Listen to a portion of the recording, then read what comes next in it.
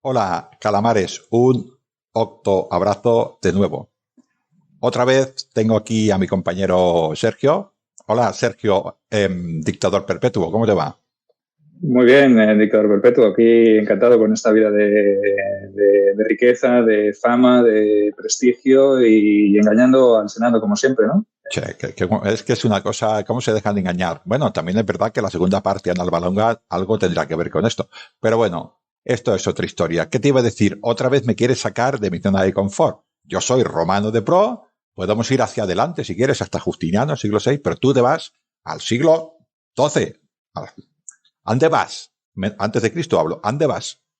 Bueno, pues siguiendo la estela de ya esa caja que abrimos con la guerra de Troya, pues oye, ya que hablamos un poco de la Edad del Bronce, pues ¿qué te parece si hablamos hoy de esos pueblos del mar, de ese final de la Edad del Bronce? Y también lanzamos nuestras teorías y luego al final del programa, pues que nuestros videoyentes opinen y que nos dejen en comentarios si lo que nosotros les hemos dicho les convence o si ellos tienen teorías propias o no sé, si existen una mezcla de teorías, que también es factible, ¿no? Porque en este momento todo es un poco convulso y hay como un poco de inestabilidad en todo el Mediterráneo oriental y evidentemente pues atribuir esta llegada de los pueblos del mar a una sola causa yo creo que es ser demasiado ambicioso. Sí, hombre, muy ambicioso. De hecho, el programa ya es Los pueblos del mar, mito o realidad. Le llamamos pueblos del mar porque una de las civilizaciones que sobrevivió lo llama así, pero tampoco sabemos realmente si existe algo llamado como concepto pueblos del mar. Claro, es un un nombre que pusieron los egipcios, que fueron los que en sus fuentes o en sus grabados dejaron pues esa información, ¿no? Y les llamaron así porque evidentemente venían de más allá del mar. Entonces eran los pueblos del mar porque llegaron en barco, llegaron en plan flota, hubo un compendio de pueblos también porque los propios egipcios en sus registros ya dejaron que había hombres de varias tribus, hombres y mujeres, porque era un conglomerado global, era como una especie de movimiento migratorio, ¿no? Y lo que queremos nosotros explicar aquí o intentar entender, para que vosotros también lo entendáis, es de dónde venían estos pueblos del mar, quiénes eran y por qué tuvieron que cruzar en este momento el mar Mediterráneo y aparecer en puntos tan lejanos como el reino de Egipto, ¿no? En ese momento, en el Imperio Nuevo, ¿no? Que era dinastía 19, dinastía 20, ¿no? Entonces, queremos arrojarle un poco de luz, pero para eso nos tenemos que ir un poquito atrás, ¿no? No a ese momento, sino que unos años o unas décadas atrás, y todo viene quizá desde la guerra de Troya, ¿no? Que parece que se provoca o se produce algún tipo de fenómeno o algún tipo de cataclismo, de situación global, de situación de crisis, y la edad del bronce, ese periodo de esplendor de los grandes imperios como eran los hititas o como fue el propio Egipto o de las grandes ciudades esplendorosas micénicas o incluso de las ciudades del Levante, ¿no? De la zona de Palestina y de Siria.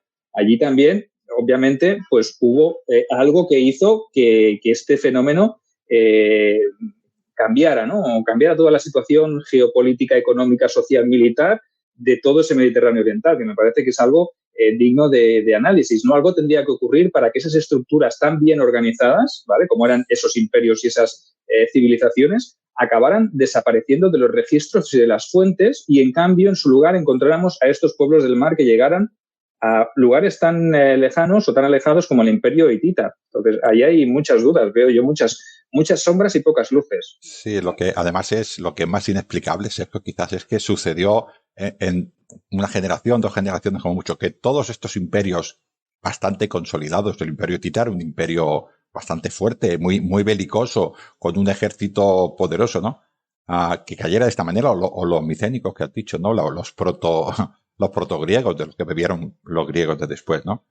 Y lo que sucedió después, ese silencio histórico, ¿no? Es que es una caída total de escritura, de todo, ¿no? De comercio, de todo, ¿no? Lo que has dicho de estas ciudades de Oriente, ¿no? De las tierras esas de Canaán, en las que después saldrían, dijéramos, para que nos entendamos, la zona de los fenicios, ¿no? Todo en nada, en poquísimo tiempo desapareció, ¿no? Y lo más curioso, Sergio, quizás es que no sabemos nada ni por qué pasó. Es bestial esto.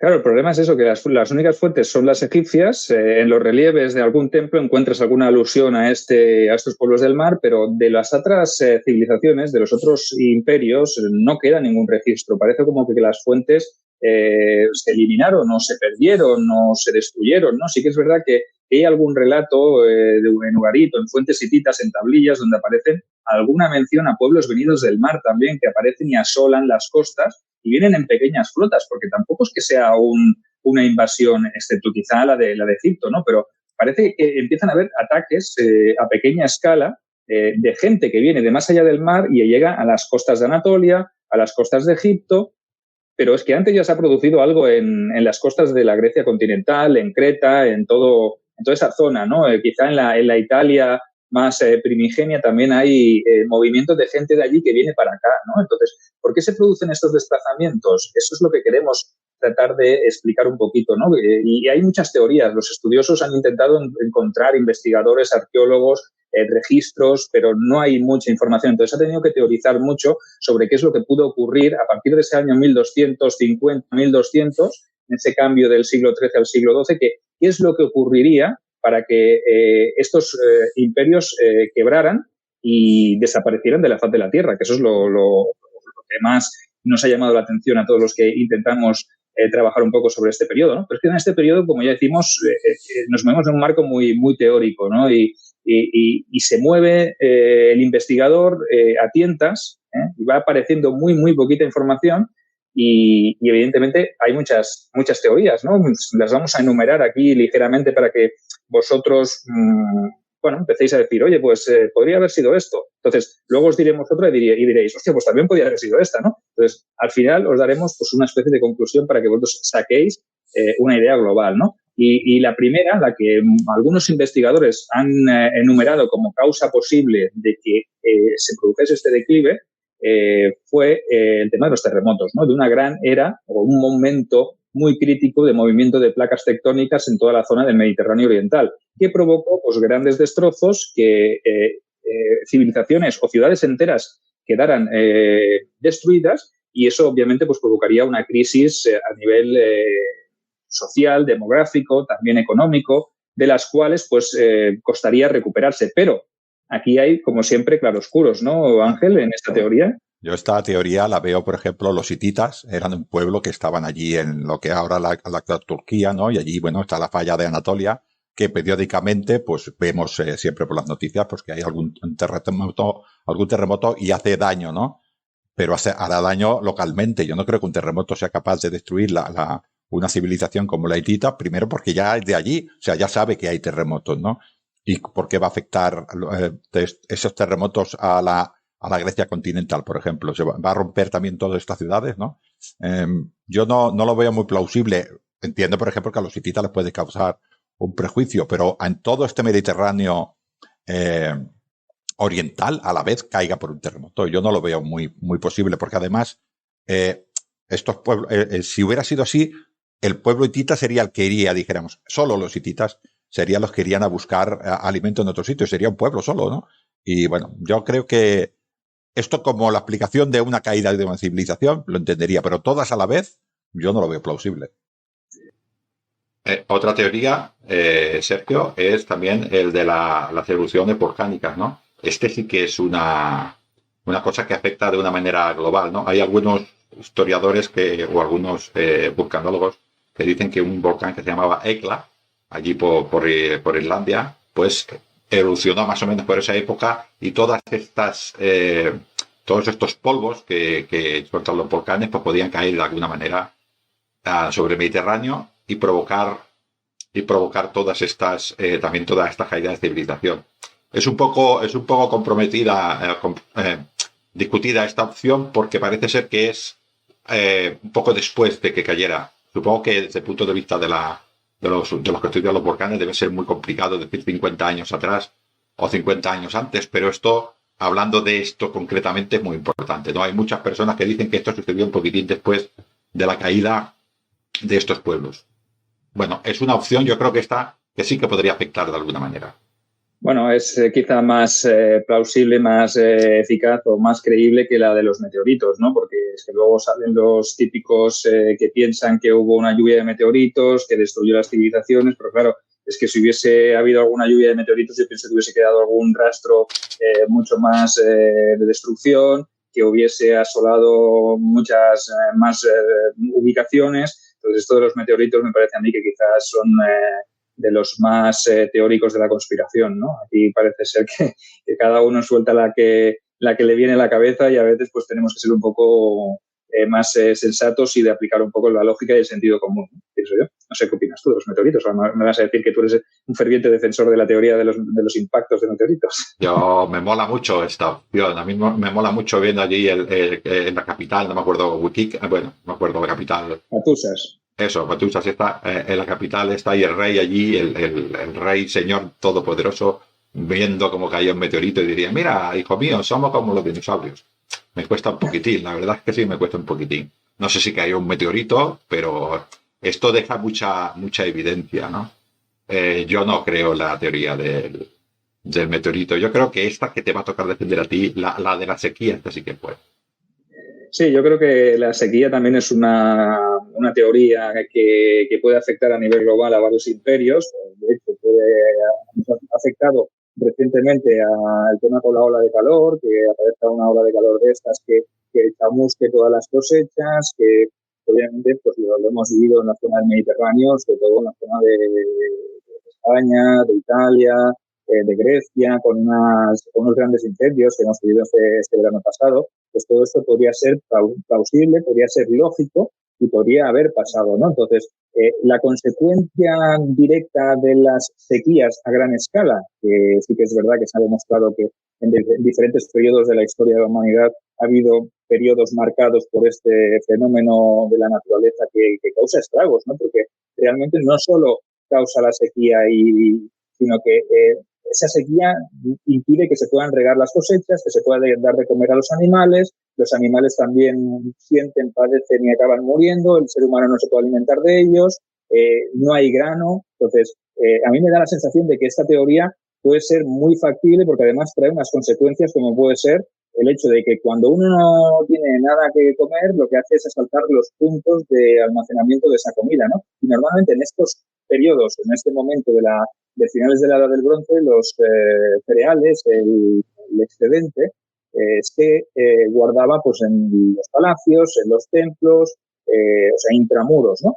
Eso puede provocar, a su vez, que esta población hambrienta no tenga ya nada que perder, se salte la estructura, la jerarquía política, militar del propio Estado, en este caso del imperio, de la ciudad de Estado, lo que sea, y robe, saquee, y si no encuentra o no tiene suficiente, se vaya a otros sitios a saquear. O sea que aquí puede haber una doble teoría, ¿no? Desde el que saquea su propia civilización o el que saquea su propia civilización y se va luego a otro punto a seguir saqueando porque ya no hay nada que saquear en sus tierras porque también la sequía le afecta a todo el mundo o esta hambruna, ¿no? No sé qué te parece a ti esta, porque esta me encaja mucho a mí. Sí, sí, no, a mí me encaja también porque además lo que dices tú destabiliza el poder, porque lo hemos dicho algunas veces, Sergio, de broma, ¿no? Cuando un padre ve que sus hijos pasan hambre, normalmente se suele volver violento, ¿no? Y va a buscar, pues, claro, recursos para sus hijos. Primero probablemente lo hará dentro de su territorio y después, pues, intentará buscar en otro lado. Esto es guerra. Esto es guerra. Y esto sí que acaba con civilizaciones. Y además, en el caso de una sequía, puede ser, la sequía pudiera ser que afectara a una zona y a otra no. Pero estamos hablando de una zona de Mediterráneo que una profunda sequía, vamos a imaginarnos, por ejemplo, en un pueblo de la Tracia, podría afectar perfectamente a la Grecia continental y perfectamente a la parte esta de Turquía que estaban los hititas. Esta la veo muy plausible y además estamos hablando de que habría, como mínimo, yo me muevo al pueblo de al lado para cogerle recursos, ¿no? Y estos son guerras y la guerra ya sabes que esto acaba con cualquier cosa. No, es que es verdad. Es que además puede ser que los mismos pueblos del mar que vinieron del mar y atacaron Egipto hubiesen atacado previamente su lugar de origen y se hubiesen visto empujados a ir a buscar otro sitio, porque allí donde estaban no existían los recursos porque o bien los habían saqueado o bien no había. Entonces, la propia Atusas, el propio imperio hitita, también puede ser que tuviera revueltas internas porque la población no tenía para comer y obviamente esa población atacó a la ciudad de al lado o al pueblo de al lado y allí no se entiende, como te he dicho antes, de lealtades ni de vasallajes ni de nada, ¿no? Ahí cuando el hambre prima, la gente va a lo que haga falta, ¿no? Y eso puede ser lo que sucediera, ¿no? Egipto a lo mejor en ese momento, al tener las riberas del Nilo, que eran muy fértiles y que había unas cosechas, esa ola o esa sequía o esas hambrunas no afectaron tanto, pero sí que recibió a toda esa población que se movió de manera, podríamos decir, un poco al azar, realmente porque las fuentes egipcias nombran que venían los sécueles, los eggways, y cuando dices eggways, hostias, eggways, haciendo etimología de las palabras, se ha llegado a la conclusión de que el eggways deriva del vocablo aqueos. ¿Y qué son los aqueos? ¿Quiénes son los aqueos en este caso? Los micénicos. Los micénicos, sí.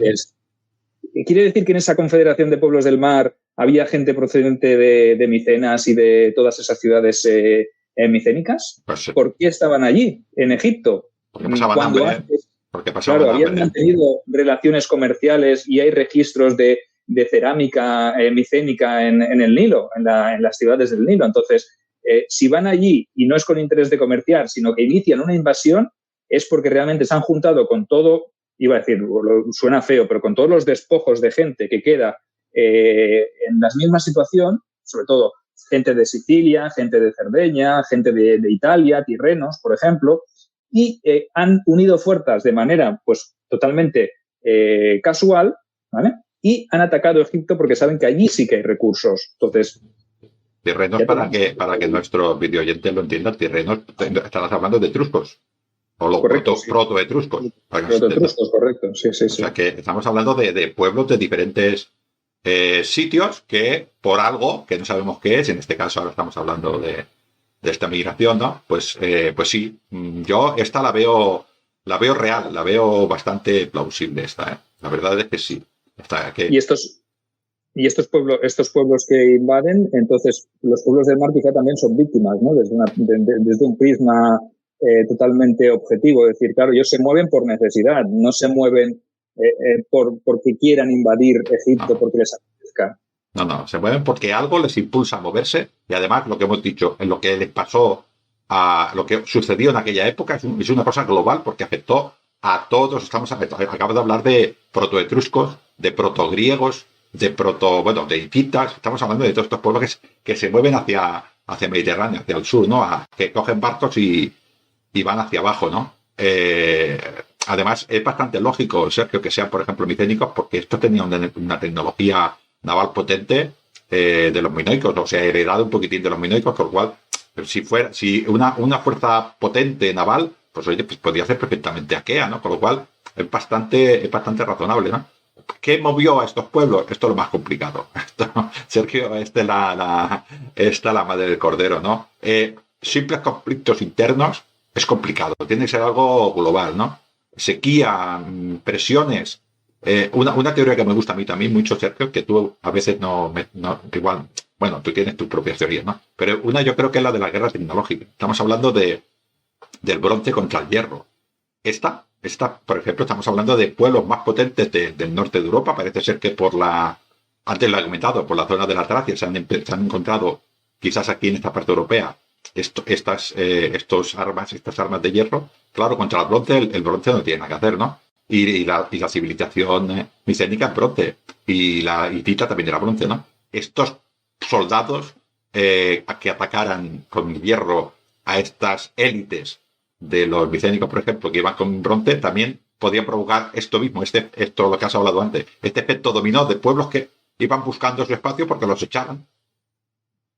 Sí, es un fenómeno que también siempre se ha defendido, esta teoría, ¿no? La teoría de la supremacía tecnológica, del hierro sobre el bronce, de ahí del paso de la edad del bronce a la edad del hierro, es uno de los...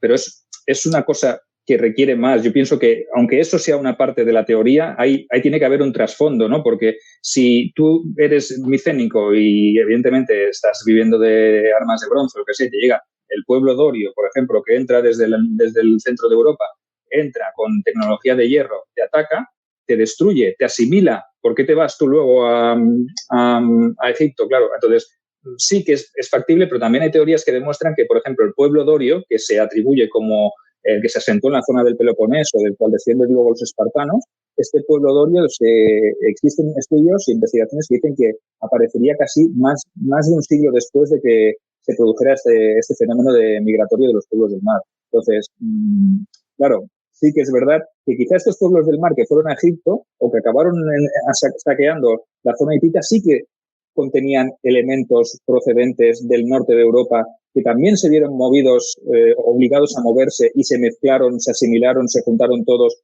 pero al no haber comida tuvieron que irse hacia Oriente o hacia Egipto. Entonces, allí sí que hicieron uso de esa supremacía tecnológica que era el hierro sobre el bronce. Es posible también. Lo que pasa es que como no tenemos fuentes ni registros que nos expliquen con claridad cuándo pasa cada cosa, pues a lo mejor es todo un compendio de todas esas teorías que os hemos dicho. Una se concadena con otra y al final todo eso es lo que empuja a estos pueblos del mar, que no dejan de ser pueblos mediterráneos, quizá con algún componente, algún sustrato de pueblos nórdicos procedente de la Europa central o de la Europa más al norte, que también se han visto obligados a moverse, y todos estos en masa, de manera fortuita, pues buscan un lugar donde poderse alimentar y poder sobrevivir, ¿no? Porque eso es una cuestión meramente de supervivencia, creo yo. Sí, sí. Es que el problema de todas estas teorías, Sergio, es que por sí solas no lo explican todo. Este es el problema, ¿no? Y luego otro problema que también tenemos, lo he dicho al principio, ¿no? Es que no hay fuentes, es que no hay nada, es que desapareció para que nos haga... Igual es muy exagerado lo que digo, pero desapareció la cultura. O sea, desapareció la transmisión entre ciudades, el comercio entre ciudades, no se sabe. Desapareció, ya no hay registros. Tenemos en las ciudades estas de Canaán, tenemos un montón de tablillas entre ciudades, entre los hititas y los egipcios, tratados enormes de paz, y de golpe es que desaparece todo, no sabemos absolutamente nada de lo que pasó. Entonces, claro, lo que digo yo, esta guerra tecnológica por sí sola explica el movimiento migratorio de personas, pero la desaparición de la cultura, ¿por qué? Entendemos, ¿no? Es que es muy complicado, ¿no? Es que desapareció todo. Es que desaparecen las cosas, ahora exagero un poco. Y hasta Tales de Mileto no sabemos nada de un poco de cultura para que nos entendamos, ¿no? Un poco exagerado lo que digo, ¿no? Pero hay estos 300 años que es que no sabemos nada, o más. 300 o 500 años de vacío y de silencio en las fuentes, en los registros arqueológicos. Sí que se han encontrado muchos yacimientos micénicos, dicen más de 50 yacimientos micénicos, con registros de destrucción por violencia, o sea, por fuego, por saqueo. Entonces, algo pasó. ¿Qué pasó? ¿Cuándo pasó? ¿Cómo pasó? ¿Y en qué circunstancias pasó? Ahí están los misterios, señores. Ahí es donde tenemos que aplicar o intentar arrojar un poco de luz, y ahí es donde hemos intentado encabir todas estas teorías, que luego al final, quizás es lo que dices tú, no es que sea solo una la que dé una explicación, sino que el compendio de todas ellas pueden hacernos entender o comprender un poquito qué es lo que ocurrió, ¿no? Pero siempre salvando las distancias y en un marco muy teórico. Claro, muy teórico. Yo la que te mola a ti es la multifactorial. Por ejemplo, una multifactorial.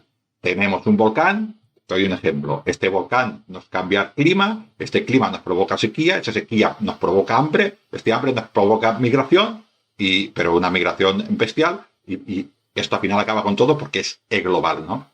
Como las élites eran las que realmente, estamos hablando de unas protociudades, ¿no? Eran las que realmente llevaban la escritura y la cultura. Si desaparece esa élite, pues desaparece. Y tenemos un silencio bastante potente, exceptuando Egipto, que tiene allí el río, y aunque se hiciera más estrecho, dijéramos, su zona de control, sigue teniendo el río, ¿no? Esta es una posible teoría, como muchísimas otras, ¿no? Pero siempre, yo creo que cualquier teoría que seguimos adelante o que hablemos, tú di la tuya si quieres, será multifactorial. Sí, no, estoy completamente de acuerdo. Yo creo que la mejor manera para definir lo que pienso y lo que tú opinas es esto, un tema multifactorial. Ahora, vosotros podéis decir luego que os gusta más la de los meteoritos o que creéis que sí que fueron meteoritos o fueron grandes incendios forestales que acabaron con todas las cosechas. Podría ser también. No nos vamos porque como no tenemos ninguna fuente oficial ni ningún registro que nos pueda decir esta es una evidencia clara, no nos podemos mojar. Así que yo, con esta última teoría multifactorial que has defendido tú, Ángel, que es la que yo apoyo, podemos dar por concluido este programa. Os dejamos, como siempre, el espacio para opinar aquí abajo en nuestras vías de comunicación. recordad lo de siempre, estamos abiertos a cualquier tipo de respuesta y nosotros las responderemos, ¿vale? No os preocupéis. Y podéis contactar con nosotros pues y suscribíos a nuestros canales, ¿no? Voy a hacer una teoría, Sergio, ahora que nos vamos. ¿Y si cae, por ejemplo, un meteorito con hierro y este tiene la culpa? Ahí lo dejo. ¿Qué opinen? Bueno, un saludo a todos. Recordad, suscribíos a Sergio Lejo Gómez, suscribíos al Lignum en Roma y dale a la campanilla y al clic para que os avise cuando se publique un vídeo. Así que nos vemos en la siguiente entrega de Calamares. Un saludo y, como dice Ángel, un octoabrazo. Un octoabrazo, esto hay que patentarlo. Hasta luego.